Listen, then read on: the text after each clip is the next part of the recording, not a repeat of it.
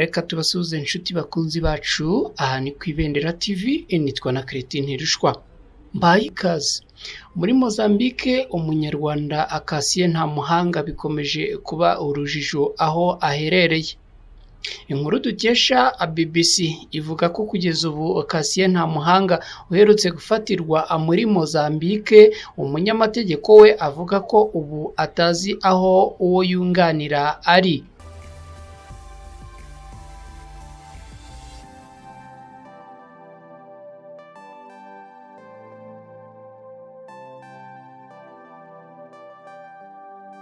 Ni mu gihe ngo hari amakuru avuga ko yaba yashyikirijwe ambasade y'u Rwanda i Maputo.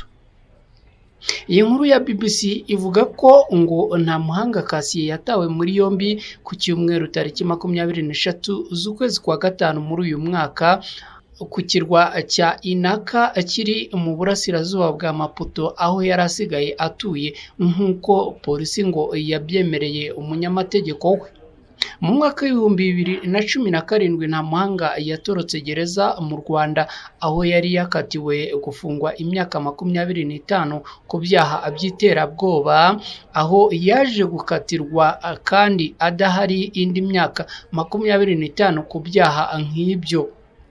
Abanyarwanda ababiri baba i Maputo muri Mozambique batifuje gutangazwa amazina yabo babwiye BBC ko ngo bamenye ko abapolisi bashyikirije Casien NTAMUHANGA ambasade y'u Rwanda ngo imwohereze mu gihugu cye. Iyi nkuru ikomeza ivuga ko BBC yagerageje kuvugana na polisi ya Mozambique ndetse na ambasade y'u Rwanda i Maputo n'ubushinjacyaha bw'u Rwanda, ariko bikaba bitarashoboka kugeza ubu. Naho ku rundi ruhande ngo Cleophas Habiyaremye uhagarariye impunzi z'abanyarwanda muri Mozambique avuga ko kugeza ubu batazi neza aho NTAMUHANGA aherereye. NTAMUHANGA amaze gufatwa byamenyeshejwe komisiyo y'umuryango w'abibumbye ishinzwe impunzi ya Mozambique, kuko ngo afite ibyangombwa nk'impunzi nk'uko Habiyaremye yabibwiye BBC. Uyu avuga kandi ko bashyizeho umunyamategeko wigenga wo kumwunganira, ariko hashize iminsi nawe atemerewe kugera ku umukiriya we. Habiyaremye yabwiye BBC ati uwo umunyamategeko yajyanye ikirego kwa procureur wa Repubulika. Casien NTAMUHANGA watorotse gereza mu Rwanda mu mwaka w'2017 yabaga ku kirwa cya Inaka kiri mu burasirazuba bwa Maputo ho muri Mozambique. Simao Alike Buke umunyamategeko wa NTAMUHANGA yabwiye BBC ati ku makuru turi kumva turi gukora ibishoboka ngo tumenye ukuri kubyo kumujyana aho ari hose. Yongeraho ati dufite ubwoba, turi gushaka amakuru, ariko ubushize umukozi wacu yagiye kuri ambasade y'u Rwanda batubwira ko ntacyo bazi kuri Casien NTAMUHANGA. Habiyaremye uhagarariye impunzi avuga ko NTAMUHANGA aramutse yoherejwe u Rwanda byaba bitemewe n'amategeko, kuko bikorwa n'ubucamanza ntibikorwa n'abapolisi. Aha yagize ati ubundi agomba gushyikirizwa procureur wa Repubulika, nawe akamushyikiriza ubucamanza, bukaba aribwo butegeka ngo uyu muntu agomba kugenda cyangwa ntaho agomba kujyanwa. Icya kabiri, ntabwo Mozambique ifitanye amasezerano yo guhana abanyabyaha n'u Rwanda. Urumva ko byaba bivuyemo amakosa abiri.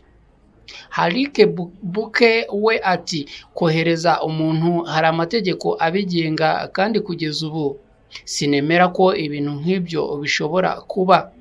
Simvuze ko bitabaye, ariko numva bidashoboka.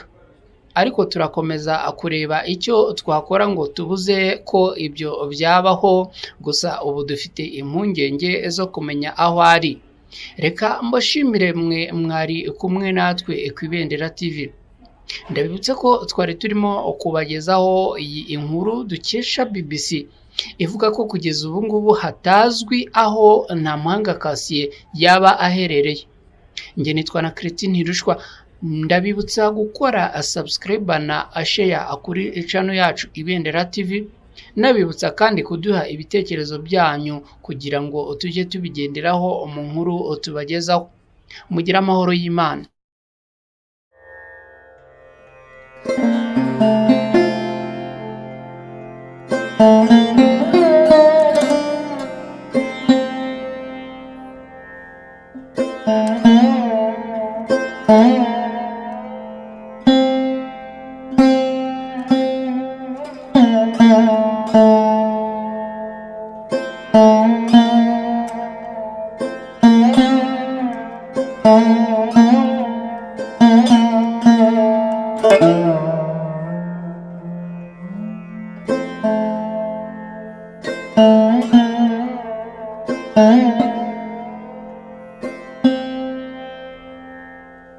Thank you.